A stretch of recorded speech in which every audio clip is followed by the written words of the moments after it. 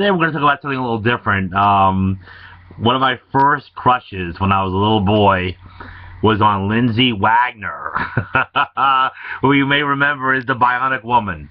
I remember, I think I was like 9 years old when there was the $6 Million Man episode with the Bionic Woman.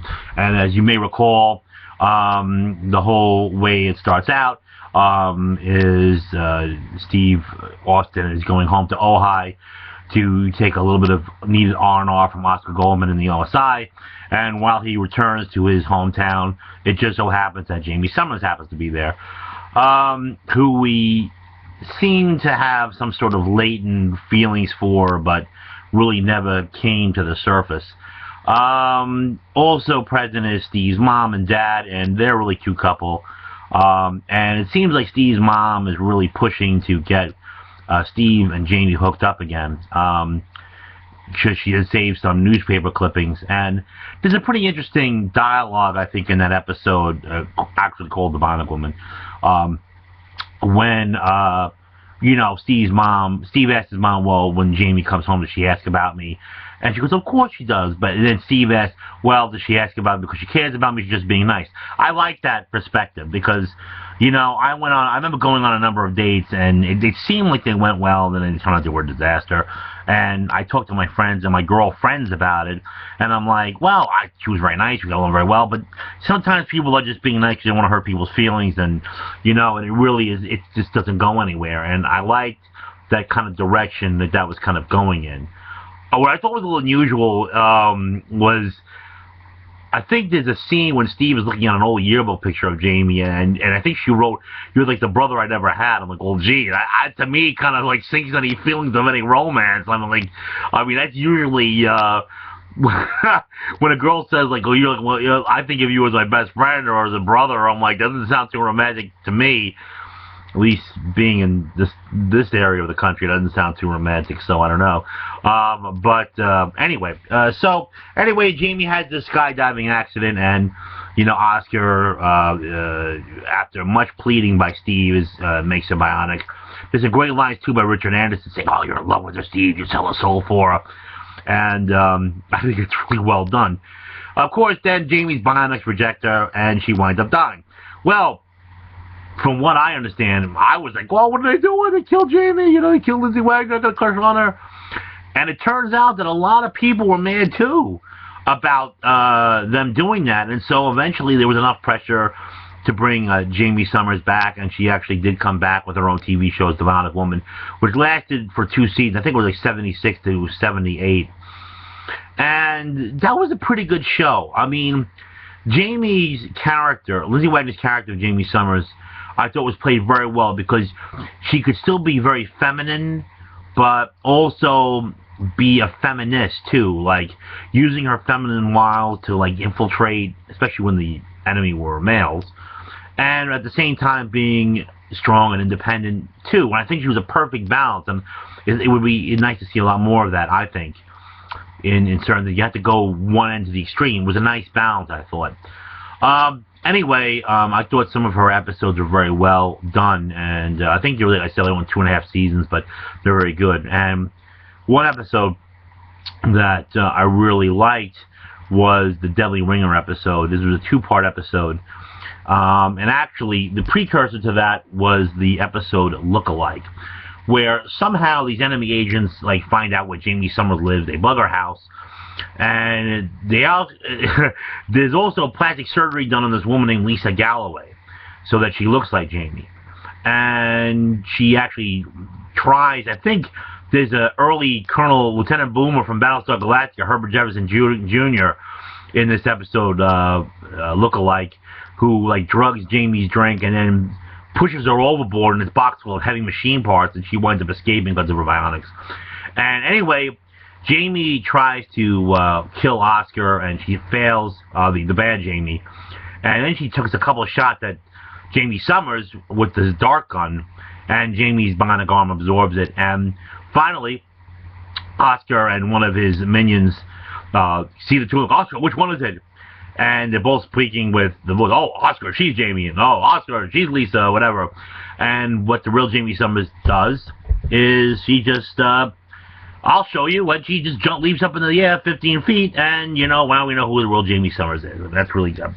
So, the end of that episode gives a foreshadowing that something's going to happen in the future, because Oscar says that, well, because this Lisa Galloway person just recently got the surgery, she's going to have it for at least a year before they can do another plastic surgery operation to return her to her original features. So, as Oscar says, you're going to have like a duplicate for at least another year. And this leads to the two-part episode, Deli Ringer.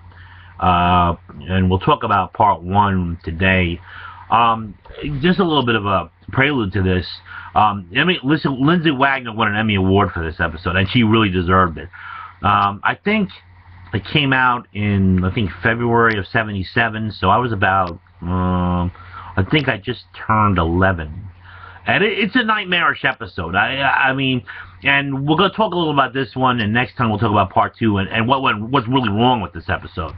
But, part one starts out that Jamie is like knitting, part one of the Deli Ringer, Jamie's like knitting something to their own self be true, or some type of Shakespearean quote.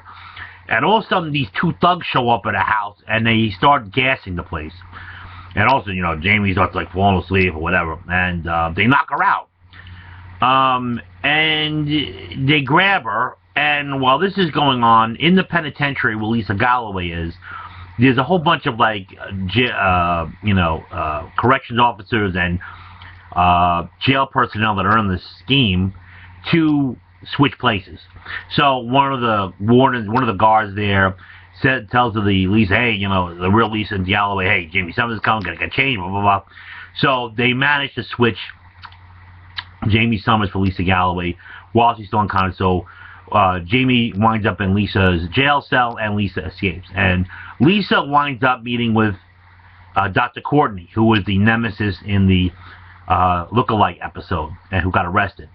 And Dr. Courtney says that he believes that he found the secret to Jamie Summers' strength, which is this chemical called adrenaline, which accidentally somehow Rudy Wells discovered. And we'll circle back to what's wrong with that whole concept.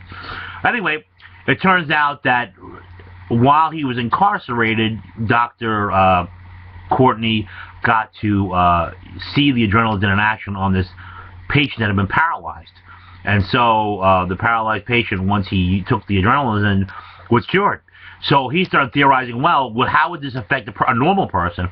So he takes it, he gets superhuman strength, he winds up breaking out of the prison and escapes. Okay, so the plan is to give Lisa some of this adrenaline, and get the rest of it that's in the confines of the OSI laboratory, and then sell it on the black market for a lucrative $10 million. I guess for 1977, a lot of money. I guess that'd be like $100 million in 2015 terms. But it was a lot of money back then. Okay, so the plot gets enacted. Jamie now wakes up, and this is scary. Jamie wakes up, all of a sudden she's in Lisa Galloway's cell. So just a few hours ago, she was knitting that I don't know be true. She wakes up in prison garb, and she's in Lisa Galloway's cell. And she wants to speak out to the warden. I'm not really Lisa. I'm Jamie Summers. And one of the interesting ideas that Dr. Courtney used in preparation of this is that, remember, the way episode one, or the prelude episode, lookalike ended, that Lisa was going to have Jamie's face for at least a whole year. So Lisa starts to have psychological problems, thinking she doesn't know whether she's Jamie Summers or Lisa Galloway. So she starts writing letters to the warden saying, I'm Lisa Galloway, blah, blah, blah. I'm really Jamie Summers, I'm Lisa Galloway. So when the real Jamie tries to convince the warden of her true identity, they're not buying it. Yeah, we got 50 of your letters saying that you think that you're Jamie Summers and you're really Lisa Galloway, and you're nuts. Okay, for lack of a better term.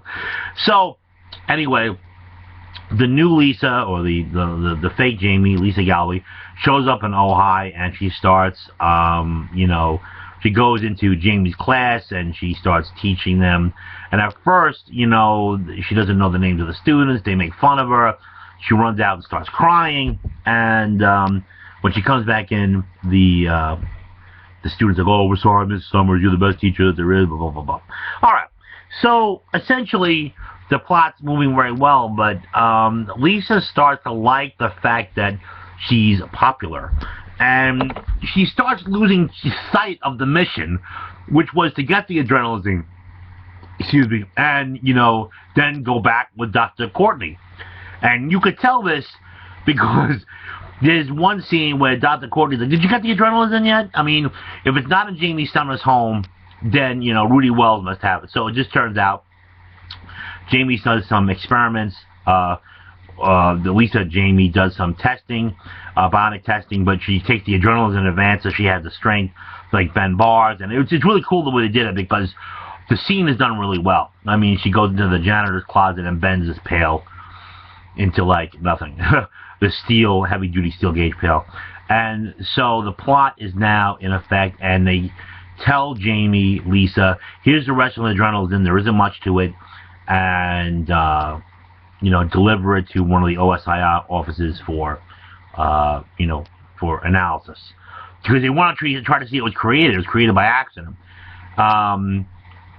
So Jamie Summers heads, or Lisa Galloway heads, to the OSI lab, and it seems like while she's there, she decides to hatch her own plot of taking over Jamie's life, and basically, keeping the adrenaline for herself and become Jamie Summers. Meanwhile, in the prison, the real Jamie Summers has been drugged, and they're preparing to operate on her and replace her face with Lisa Galloway's face, and then kill her during the operation, and then bury her with Lisa Galloway's face. And there's a really eerie scene. It's kind of like a hallucination scene where Jamie is in this, like, padded cell, and there's all these photos of Lisa Galloway's face on the wall, in the padded wall. It's like, "Hey, Lisa," and it's really scary.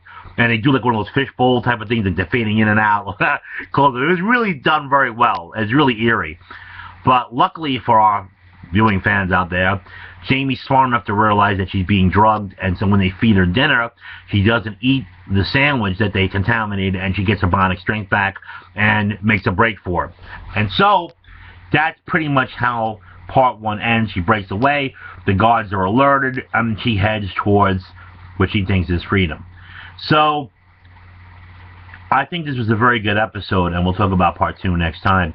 And what was wrong with this whole episode, in fact. But Lindsay Wagner's acting really is on top, because the Lisa Galloway character likes being popular, likes being liked by other people, and, sees a way to maybe change her life. I mean, it's really hokey, but that's what makes this, her more of a sympathetic character, because, like, she actually likes Jamie's parents, she likes Jamie's mom, she likes Jamie's dad, and she's not a killer. And, she likes the idea of settling down in Ojai and just having a normal, non-criminal life. Of course, that's really against Dr. Courtney's plans, and you should know, this, for being a doctor, he's kind of an idiot picking her. But we'll get to more of that in part two when we talk about it. And for those of you who have seen this show and have seen Lindsay Wagner, I think she was a very good actress.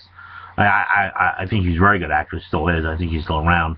But I really like that show, and I really like this episode. And when we talk about part two, we'll talk about some of the, not only the plot, but, like, some of the gaps in this whole story in general, which I think that as over time you start to catch. So anyway, I hope that you like this little rendition, and hit me up and let me know your feelings about this, because everyone's got their first crush, and she was mine.